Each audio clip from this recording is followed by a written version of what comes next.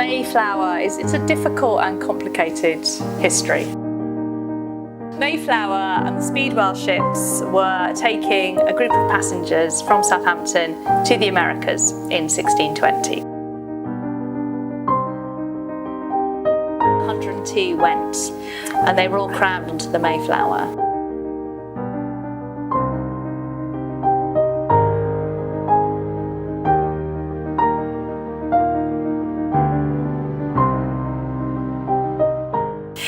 Hello everyone, and welcome back to our Shaolin Talks. Thank you so much for joining us again. Hello, we have Janine with us. Hello. And we have a very special guest with us joining us is Caterina Loriggio. Thank you so much for joining us. So, as you know, our monthly topic is all about culture.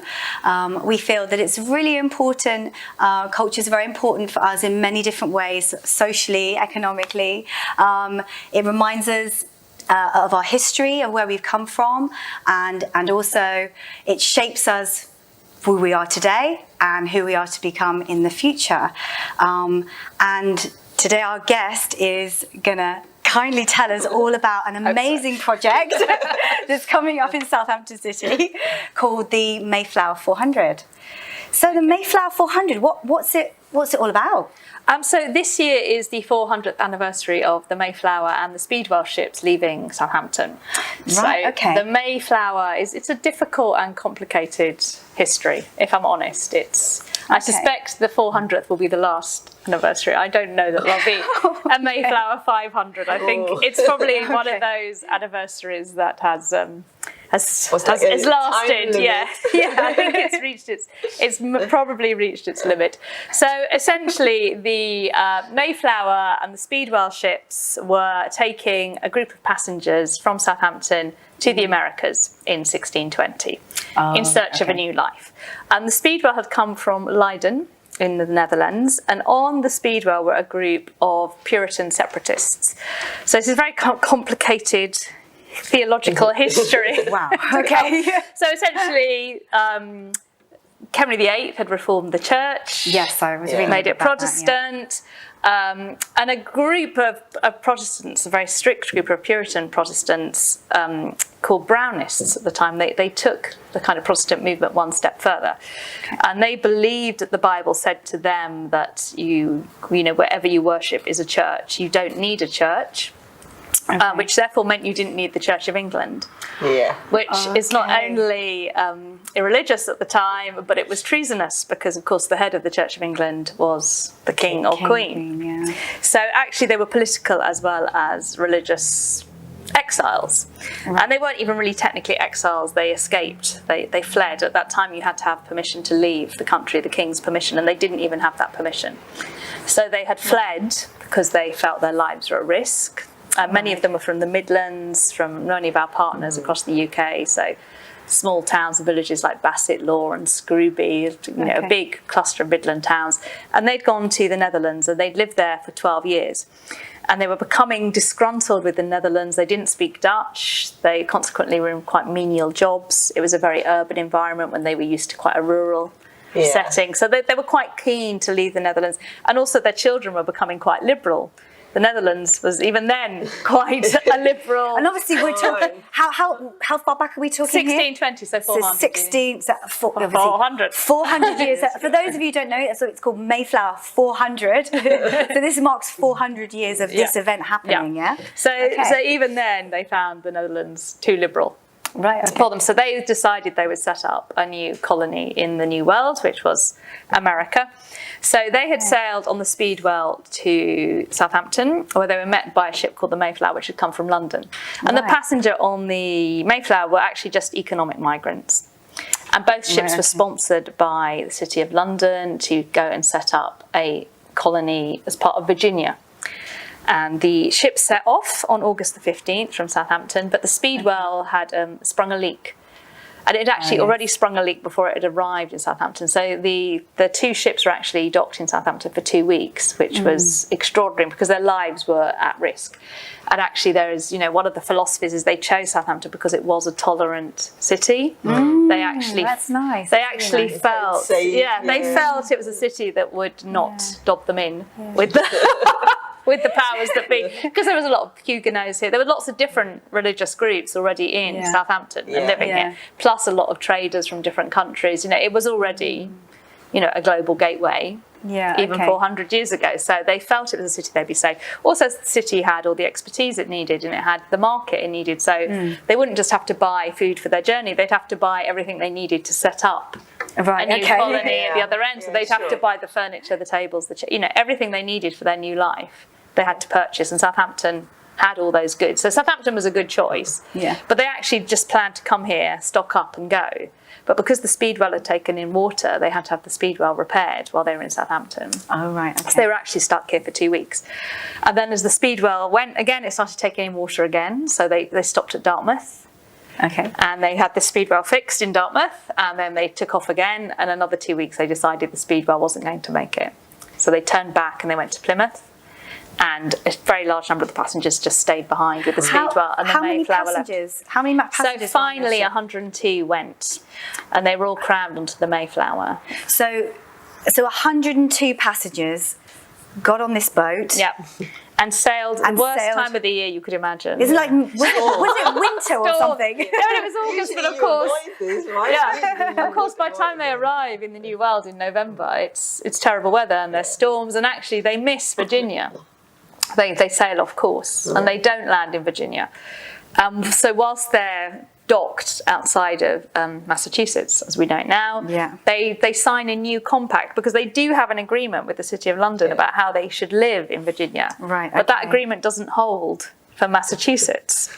Right, okay. So they sign in and this is kind of one of the important things that happens. They sign a compact between themselves on the ship as to how they're all going to live and live together, because they're a very different group of people. I mean, they're from all walks of life. Well, the Puritans called themselves the Pilgrims, okay, or the Saints, and they called the others the Strangers.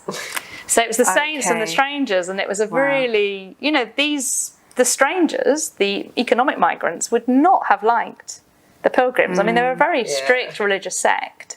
Right, okay. And they'd probably got a group of drunken marauders. We don't know anything about who the other people were, but odds on they did like a drink and they did like a dance and all the rest of it, which this group didn't like at all, Wow. So they had to come to some agreement of how they would all live together and live as a harmonious community. So the compact that's signed on that ship is considered a significant piece of paper in American history. Okay. And they go on land and they form a new colony, Plymouth Colony, which was actually a decimated Native American village. The village was originally called Patuxet.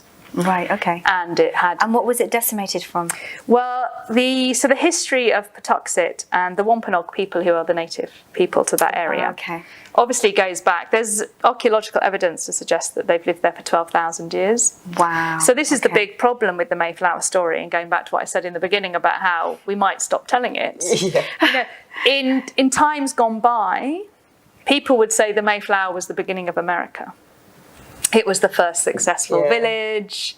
Well, this just isn't true, because the Native Americans had very successful they have a different villages for thousands and thousands of years before the Mayflower arrives. And actually, it isn't even true. It's a myth which suited American politics in the 16th, 17th, 18th century, because here was a group of very well-living religious people. Actually, the first people who went to America were gold diggers and traders and slavers. No country really wants to base their mythological past on that kind of colonisation. But that's the truth of the matter. The first colonists were not necessarily all good people. And so the Wampanoag people were used to interacting with Europeans. They knew Captain Smith, as in Captain Smith and Pocahontas. They knew Captain Smith, and some of what we know about the Wampanoag people is because Captain Smith wrote it down. So we know about their history from Captain Smith. So Captain Smith had been there in 1615 and he traded with the Wampanoag people. And he'd left a colleague of his in another ship behind. Captain Hunt, I think he was called. I'm not too sure about that. I think it was Thomas Hunt. Can't quite remember. Okay. But he is not such a nice man, and Thomas Hunt actually steals 20 Native American men from the village of Patuxet and 7 from a neighbouring village. So he enslaves 27 Native Americans and takes them to Malaga, where he sells them as slaves. And this is quite a very important part of the Mayflower story, which is never normally told, and what we're really trying to address in Southampton. Okay. So one of these guys who is taken to Malaga and sold as a slave is actually freed by a group of monks. There was a group of monks in Malaga who protested to the slavery, and a number of the Native Americans are released, and one of these guys is released is a guy called Tisquantum, or Squanto, and he somehow ends up in London. So in 1616, Squanto is living in London with a wealthy merchant, English merchant. And he makes it back to Patuxet in 1619 and finds to his great horror that, you know, he's expecting this great reunification with his family, but actually the village, they're not there anymore. The village has been completely decimated through a plague. There was a huge plague, 1616 to 1619, which may have been smallpox, but clearly is a European disease that's been taken to the Native Americans by a European or English ship. Nobody knows which disease, but of course the Native Americans had no immunity, they had no medicine. That's right, yeah. I mean, it's talk about modern parallels. Yeah, exactly. So this village is completely decimated. It was actually, in fact, a graveyard. I mean, the first thing the Mayflower passengers have to do when they settle there is bury the dead. There are bones. But this is where Squanto comes into his own, you see, because the Wampanaog people are now being threatened by neighbouring tribes. They think they've lost 60 to 90% of their people, and neighbouring tribes are trying to steal their land. And sorry, at this point, has the Mayflower arrived? So the Mayflower's arrived. The Mayflower's arrived in this situation. Squanto's arrived 1619. Right, okay. The Mayflower's arrived 1620. Oh, this is like a year later. Oh, yeah, and the Wampanoag people are under threat. They're being threatened by other Native American tribes, and so they come to an agreement with the Mayflower settlers. So the Europeans, the English, will protect them against this other tribe because they come fully armed. The Mayflower ship, while it's a peaceful ship, it's fully armed. Well, you never know what's happening, isn't it? Yeah, so they had guns and they had bullets. Or maybe they tried to trade with us as well. Well, maybe. But they're fully armed, so they do a deal, and in return, Squanto stays with the settlers, because of course Squanto can speak English because he has spent 3 years in London in some kind of enslaved role. We're not quite sure what his role was in London. We think he was paraded as a piece of exoticism, curiosity, some kind, because he was tall and dark, and he obviously would have stood out compared to the London society. So he probably helped with Wampanoag customs, language, geography. So he was a useful person to have for the traders because he knew the land and he knew the people. So Squanto is left basically with the settlers, and it's because of Squanto, because he can talk to them, because he knows how to farm, because he knows when to fish, which makes them a successful colony. And they owe the City of London a debt because the City of London has paid for their journey, and they have to send goods back to pay their debt. And they start sending back beaver fur, which beaver fur was nearly extinct in Europe at this time. It's a huge commodity during this time. Wow. And when the beaver fur starts arriving, it's like people start rolling. Exactly. And suddenly loads more ships are sent, and it's the beginning really of the full-scale colonisation of the USA. It's the beginning of Boston. Boston really is the first big town that's set up. So basically the success of the Mayflower is influential in the founding of the USA as an English colony, and in terms of British Empire, it was the first country in the British Empire. So it's been an anniversary which has been celebrated in the past through a very kind of imperial Royal Britannia kind of way. And how is it being celebrated now? Well, for a start, we're not. Yeah, exactly. So for a start, we're not saying celebrated or commemorated. We're saying we're marking the anniversary. And what we're trying to do, particularly in Southampton, is use the anniversary as an opportunity to retell the story. To make sure the Wampanaog people are included, because they haven't been in the past. So we opened with it's an amazing exhibition, and I think I've got good news. I think it's going to be extended, the run, through till November now. Oh wow! Yeah. So we have an exhibition in Sea City Museum. Fantastic. Which is all led by Wampanoag artists and craftspeople. Oh, wow. And it tells their story, it tells about their traditions and their crafts. That's great. And essentially they've made a new belt from wampum. So wampum is it's a shell, it's a quahog, it's a clam shell. And it's kind of purple and white, and they only survive where fresh water meets salt water. So it's spiritually very, very important for Native American people.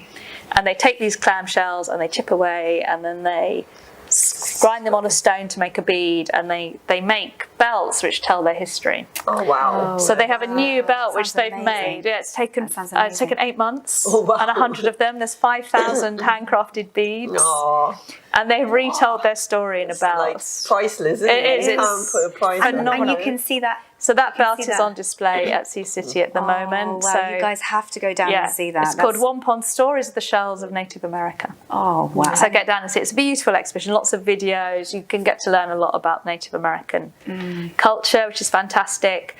We've commissioned a new education resource, and Paula Peters, who's a Wampanoag scholar who I work very closely with, she has co-written that resource with teachers at Oasis Academy in Mayfield. I know Oasis, But it's amazing. This is that we believe, and I think we're sure, because no one else in the Wampanoag tribe knows of another, we think this is the first education resource which has been co-written from an English and a Native American perspective. Wow, so it's a really good cooperation, isn't it? No, it's great. To both sides to the story. So you see the point of view of the people leaving, but you also see the point of view of the people where the ship's arriving. And that's a really important thing. So hopefully lots of schools, that will launches next week. We're hoping schools across Southampton take that up because you know, it's really so much of Southampton is called Mayflower. Yeah, it is, and isn't actually, it? When I first heard about it, I was like, is it the Mayflower? Theatre, I thought it was the Mayflower Theatre. But there's Mayflower Gym, there's Mayflower, there's university buildings, there's college buildings, you know, Mayflower Park, the Mayflower Memorial. So much of Southampton is Mayflower. But what we really want is so when people see the word Mayflower, they actually have a full sense there's of what that means and who it's impacted. And actually, just, you know, a big part of the education resource is asking young people to question how they're taught history and why do they think the Wampanoag story hasn't been told. And the other really fascinating thing about the Wampanoag story, as we're all girls, is it was a matriarchal society. It was a society that was dominated and led by women. But of course, because all the history was recorded by men, that wasn't recorded. So it's, you know, there's two hidden histories here. It wasn't just the Wampanoag story that's been told. It's the women. You know, they don't have any of the women's names. They know the women would have been leading the villages, but they don't have any of their names recorded because the men only recorded the other men's names. Wow! So it's a double, you know, it's a double hidden history there. It's, you know, and it was a really, it's a fascinating culture. I've really enjoyed working with Wampanoag people so much. It's been really enriching experience learning about their culture and their approach. And I mean, the other thing which I think is amazing is so for the Wampanoag people, the American Thanksgiving ceremony is a day of mourning. And they actually take the day to reflect on their ancestors and what's happened. We just did like a bit of autumn festivals throughout the world. Yeah, we did that last week. Kind of feature, and is again, you have a lot of where this Thanksgiving is combined with commemorating the death and kind of connecting with your ancestry. So but the Native, you know, they say they give thanks every day. It's a huge part of their culture. It's giving thanks, you know, for the birds, for the fish, for the tree, you know, it's very connected to nature. So will we be able to learn more about that? Absolutely. And how do people get involved? Well, if they want to learn more about this? Obviously, go to the exhibition. See that on our website, mayflower400southampton.co.uk. I just have to check that And there's one called .org, isn't there? There's Mayflower 400. Well, there's the national website and there's the Southampton website. So it's really important you go to the Southampton one. So Mayflower 400 Southampton.co.uk. Remember that one, And we've made lots of films because the Wampanoag people were going to come over. Yeah. But obviously because of COVID, they couldn't. Yes. So they've been making us lots of films. There's a really beautiful film on there of their dance traditions and their dance culture, because the dancers were going to come and they can't. Oh, that would have been such a cool event, isn't it? Yeah, that would be lovely. Dance and music. Exactly, yeah. So they've made a film of that for us. We're making a film this week with their young people, some of which are bicultural, and you know, they really want people to understand that being a Native American looks and feels like very many different things. Really cool to learn. I would learn this. So that film will be up on our website soon. We have commissioned. So one of the important parts of the history for Southampton was a letter was read here by the Pilgrims' pastor, John Robinson. Okay. So he was going to join them on the Mayflower. He was ill and he couldn't. So he writes them a letter before they leave, and that letter is read out in Southampton. And it's actually a very, very beautiful letter about living well with people and being tolerant and understanding and not taking offence and not giving offence, and how it's important to work for the greater good, and how it's important to elect a leader because of their good sense, not because they've got a fancy coat. Or talk a good talk. You know, it's a very, you know, it is actually a great letter. So we've made a film of that. We've got Father David from St Michael's reading that for us, because he could get his head around the 17th century language. But we also, the Mayor of Southampton, we have a contemporary letter from the Mayor of Southampton to the Pilgrims, where she makes pledges that from now on we will only teach the story of Mayflower and Southampton from a Native American as well as a European perspective. That's fantastic. She repledges to be a city of sanctuary. She pledges to work towards telling more community stories, because this is the problem with history and Britain, full stop. We only tell certain stories, and lots of stories aren't told. So the mayor in her letter makes a commitment to tell more stories and more viewpoints and work towards a more inclusive city. Nice. But and we also commissioned the Native Americans to write a letter to the Pilgrims, and that's filmed and all that. And that's a very, I urge, if you're only going to watch one thing on our website, that's the one. That's the one to watch. I bet it's very moving. It is. It's a very generous and very heartbreaking letter that they've written to the Pilgrims. So that's all on there. And we're also encouraging people to write their own letters. So if you feel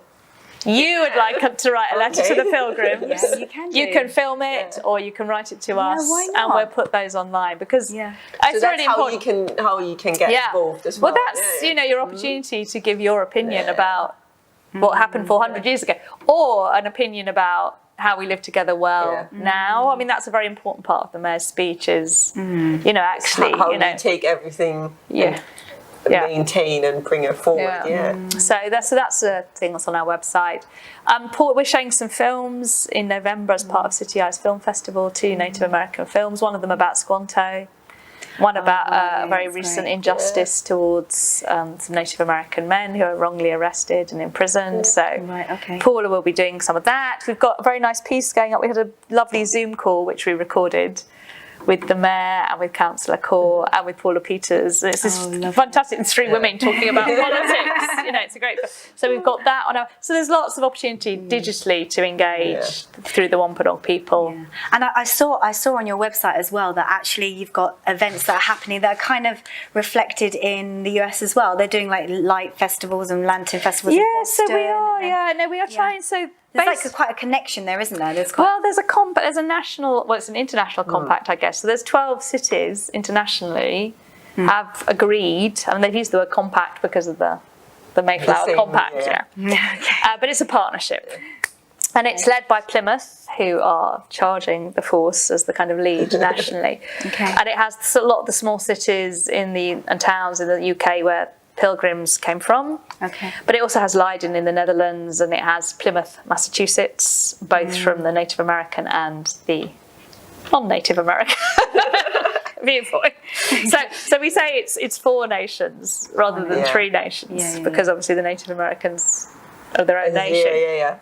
So it's a 4-nation compact, and everyone's doing projects, and the idea is that at certain times we all do the same project, and really where that's most likely to work best is in November, which is a light festival. So our light, we are working with schools across Southampton to do a poetry project. I saw that. It's going to be great. It's so you lovely. can just get involved. They're really talented. The kids are really talented. They can do like art and drama. They can do music. They can make poems. Oh, that's a different project. Oh, is that a different one? That's a different project. There are so many things you can get right there. No, so the poetry project is to get young people to write poems, and we've got this light writer. It writes in laser, so it will write their poems on the walls, so you can hear and see their poems. That sounds really creative. And we're also working with the community at Western Shore, and what we're hoping to do, and it's a big ask, so fingers crossed, we're trying to use the sea-facing flats. There's 126 of them, and we're going to put messages in nautical flags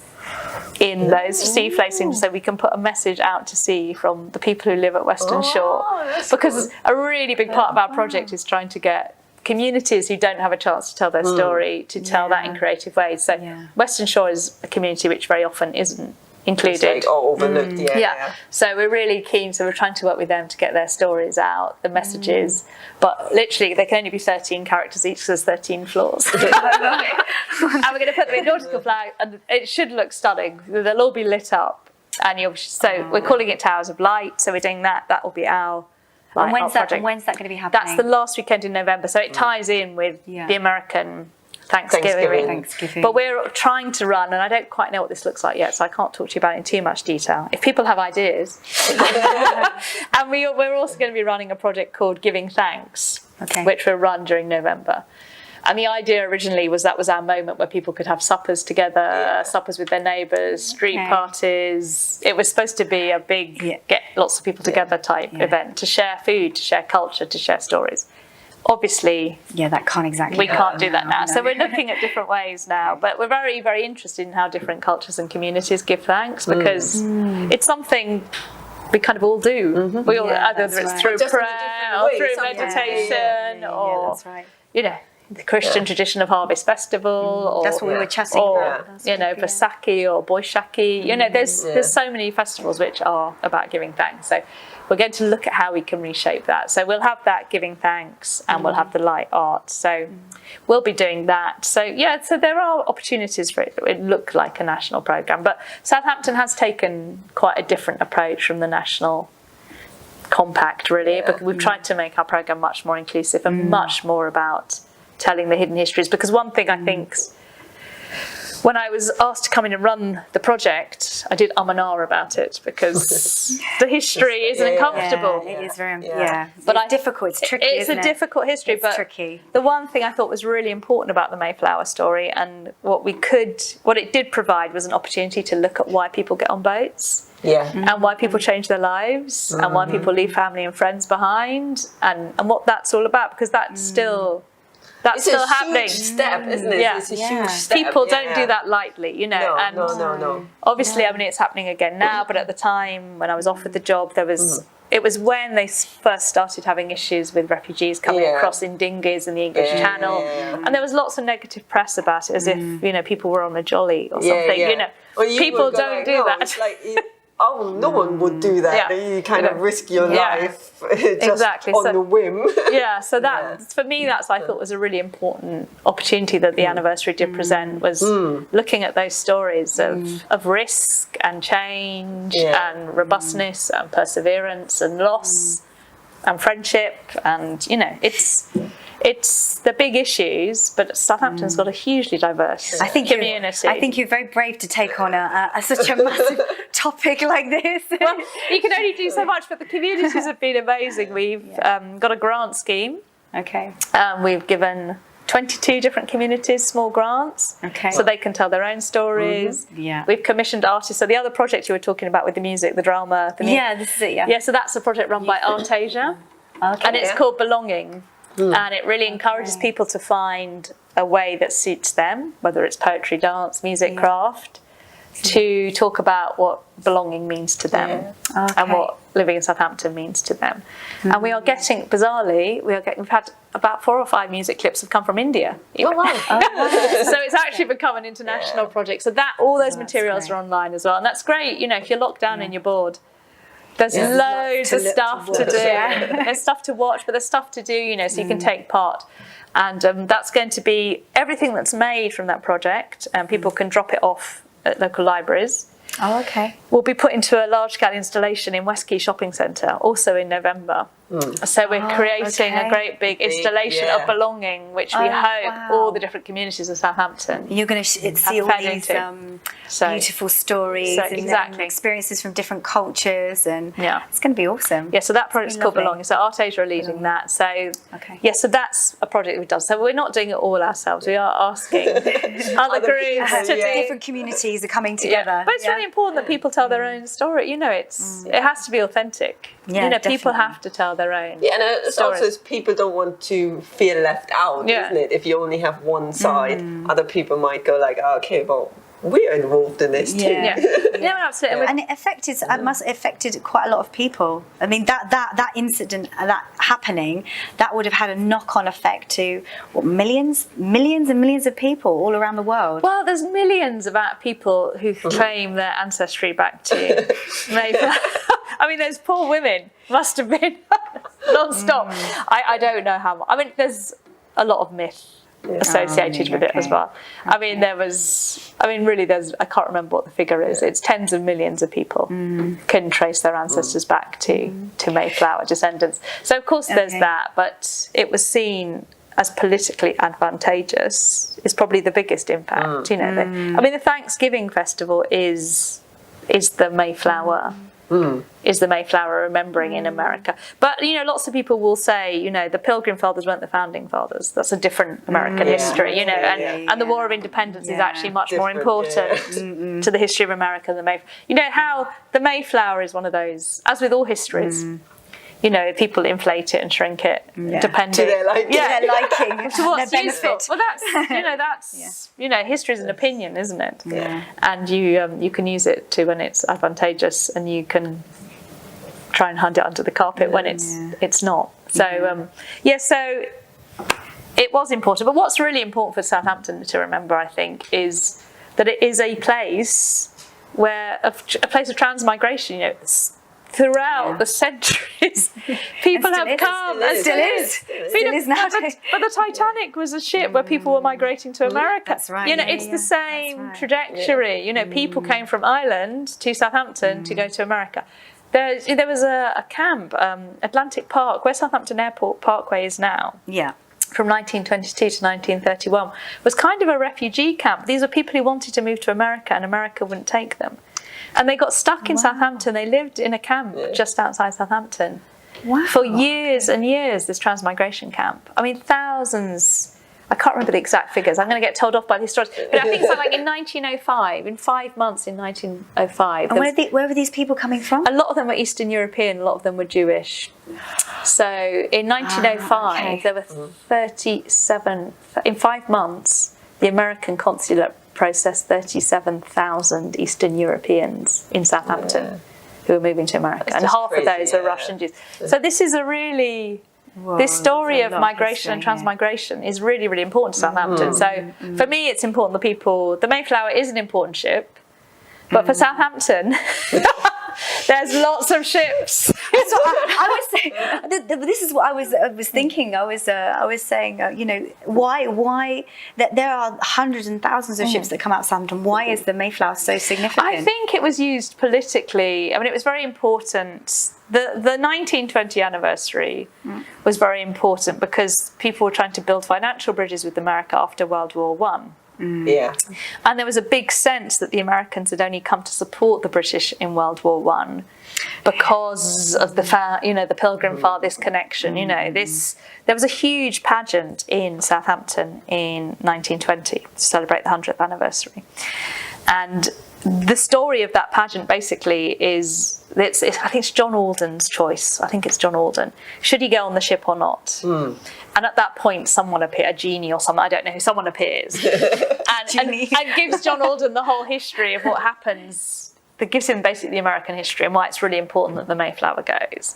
Right. But this history ends with America joining as an ally in World War I and basically saying, if you don't go, all our boys will suffer in 1917. It's really important. Okay. So it was, it's, as I say, it's been used politically, and obviously in 1920 we wanted American money, but the American link to Southampton is also really important. I mean, if you wanted to move to America, you either left from Liverpool or Southampton.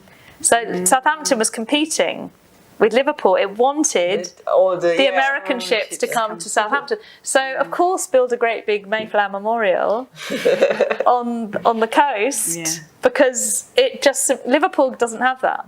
Liverpool doesn't have the Mayflower, does it? Southampton does.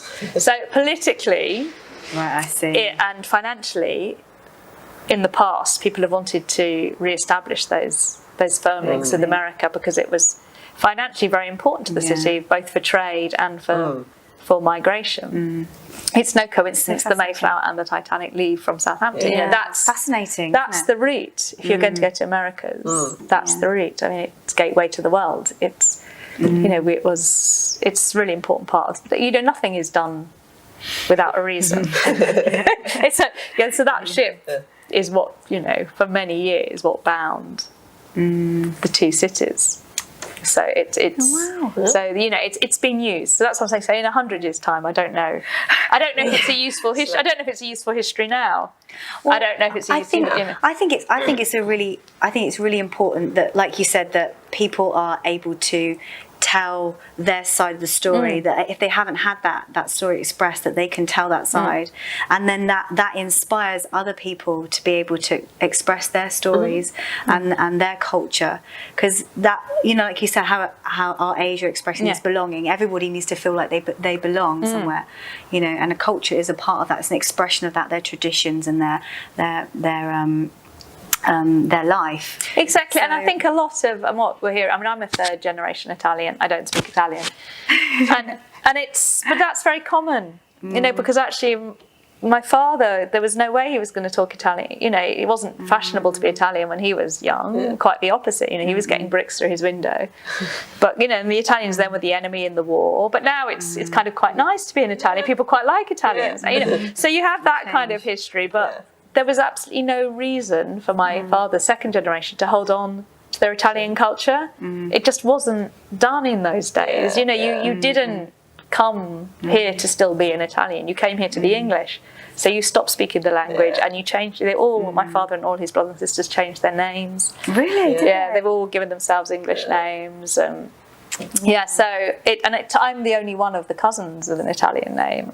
And that's because I was born so much later. So I came along in the end of the 60s, and it was okay to be an Italian then. So I've got an Italian name, but my sisters and my cousins don't.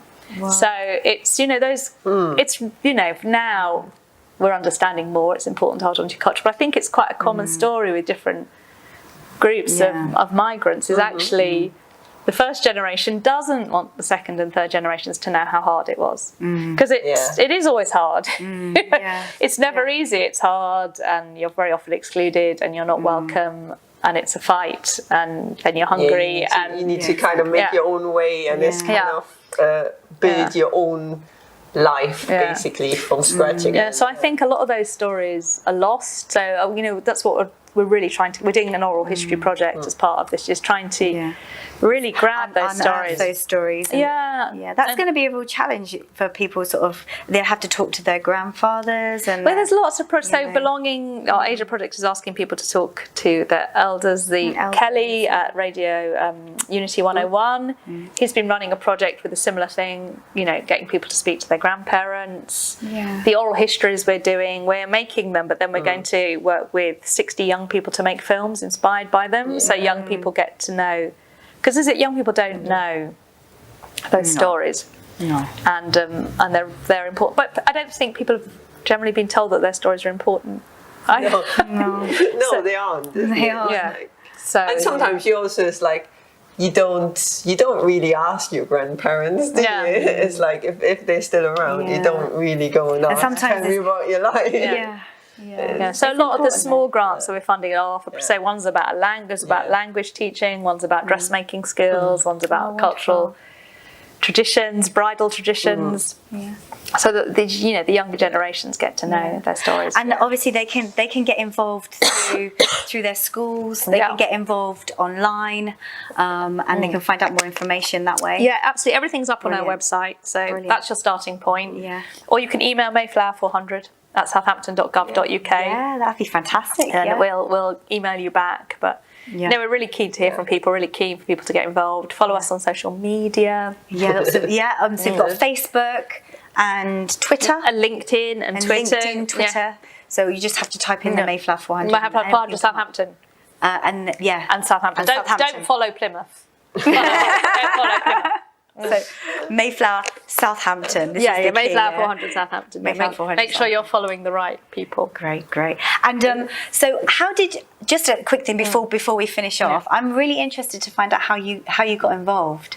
And what have you done before? See, I've been looking at your profile. No, I'm coughing now. See, you're making me cough. Sorry. I've been looking at your profile, and it says that you helped to organise some of the Olympics. Is this true? It is true. Well, I didn't. I mean, that sounds much grander than. I was a small cog in a very big wheel of people. No, There's that's amazing. thousands of us. So essentially, when they ran the cultural festival for the 2012 Games, we worked. There were 12 creative programmers for the nations and regions. So basically, each region or nation had a programmer. So I was the programmer for the South East. Wow. So I covered Oxfordshire, Buckinghamshire, Berkshire, Surrey, Sussex, Kent, Hampshire and the Isle of Wight. Just a few. Yes, I had 74. I had 74 local authorities. It used to make me so cross. My colleague in the North East had 8 local authorities, and I had 74. I was always like, how do you manage that amount of people? Work. It was a lot. I couldn't do it now. My youth got me through that, I tell you. It was about, seriously, I'd have about 180, 200 emails a day. And you just, I take it you had a team behind you. No, it was me and I had lovely Lucy. You and Lucy? Me and Lucy. Just you and Lucy? Lucy, who did 2 days a week. Oh my God. And she was amazing. She was very effective. She got a lot done in her 2 days. Did you have to organise the carrying of the torch? So I didn't. So basically, my job was to make sure that communities, local authorities, and cultural organisations in the South East were involved in the cultural programme and in the torch relays. And we had a thing called Open Weekend where we got people to take part once a year to show off their venues, their buildings, their stories. Oh wow! Yeah, so I was a kind of nurturer, inspirer, agitator. Advocate, trying to get people. I was mostly on a train. I spent a lot of times on trains. So it was a fantastic job, and I did a big project in Southampton with Turner Sims called Musical Alphabet, which is great. It's really lovely work on the Isle of Wight. We worked with the new carnival company. We did a huge carnival parade in 2011 because they hosted the Island Games, so we partnered on that. And a very small project on the Isle of Wight with a group of families who had disabled and autistic children, providing creative opportunities for them. So some very small projects, but also some really big ones like the Paralympic torch ceremony in Buckinghamshire in Aylesbury. We did that. And, wow! So some of them were very big, some of them were very small. It was a lot of fun. I met so many people. Well, it's really inspiring, isn't it? So that's my yes. I'm well used to getting on trains, and I have. You're very experienced. I'm very experienced on trains. This is easy. Mayflower 400 is just a piece of cake. This then. It has different challenges. Obviously, we didn't have COVID. Exactly. You've got. Didn't have COVID-19 when I was doing the Olympics, so it was a different. How are you dealing with that? And it's hard. I'll be honest. It was hard because I actually got it myself. So I was ill. So I was off work for a very long time. So oh my gosh. I kind of came back still a bit ill and desperately trying to catch up. And so that was a bit of a shock to my system. And but bless Emmeline, lovely Emmeline who works with me, she kept going. She held the ship, so to speak. She did. She really powered the ship. She's amazing. We're really so lucky to have her. So Emmeline kept going, and I came back in June. Who's Emmeline? For the people out there? Emmeline is our project coordinator, Emmeline Hickman. Well done, Evelyn. Emmeline. Well done, Emmeline. So Emmeline kept going. I came back in June. Wow. And at that same time, we appointed Joe Ross and Louise Birchall. So Louise is our production manager and Joe's our outreach officer. Okay. So suddenly we became a team. So it was great. So literally before that, it was just me and Emmeline. And I'm only part-time. So really, Emmeline is the glue. I will say she's the glue which holds it all together. And then, of course, we had to change everything because our project... New rules. We had launched in March, but we were supposed to start again in June. Because when I remember when I spoke to you at the beginning, you had so many different events, and they were going to be outdoors, and they were going to have lots of people coming in and learning different crafts. Yeah. Well, luckily, and that's all changed, like virtual now. Lots of it's gone virtually, but not all of it. I mean, the exhibition's open. Oh, yeah, Last week we ran Empathy Museum for 10 days in West Quay, a mile in my shoes, and luckily that was a project which was very easy to do in a way that was self-isolating. You could take part but not be in a group. The Towers of Light project, we found a way to deliver that. So instead of us going into people's houses, we're making it so they can stick it in their own windows. That's so. And you can watch it from, you see it from the beach. So actually, it's perfectly manageable. But we'll probably do times. What we'll have to do is things like time slots and test and trace. Track and trace is the Royal Mail. So get a little plug. Test and trace. So obviously we're having to put in measures to make sure people are safe. But because a lot of our work was outdoor anyway, that's already made it quite a bit safer. And a lot of the work has. So Poor Art Asia, they had to completely change their project. They were delivering a big dance piece for the Mela. But of course the Mela got cancelled. So Art Asia have had to come up with a completely new project, and they've done amazingly well. We also have a new project plan for our Chinese New Year as well. This kind of all has to change like virtually. So but it's it's some of it's happening, some of it's changed, but a lot of it will be legacy as well. I mean, one thing I do like about the films that we've made is they'll always be there as well. And you can make it it's really lovely actually. Resource exactly. for later. And a lot of the resources we're about to make some films which again are about hidden histories of stories people don't know about Southampton. So working with the Park Centre at Southampton University.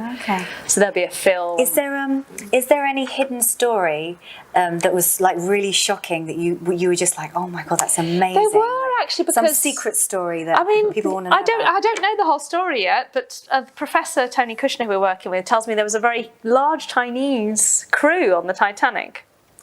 So we're going to look at that. There was a large Chinese crew on the Titanic.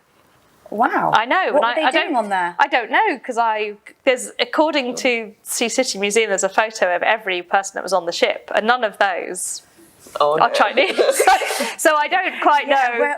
But so I will find out in a week or two when we make this film. So that was a surprise. There's a group of Muslim seafarers buried in Southampton Cemetery. So one of the films will be about them. And apparently they had a huge funeral procession.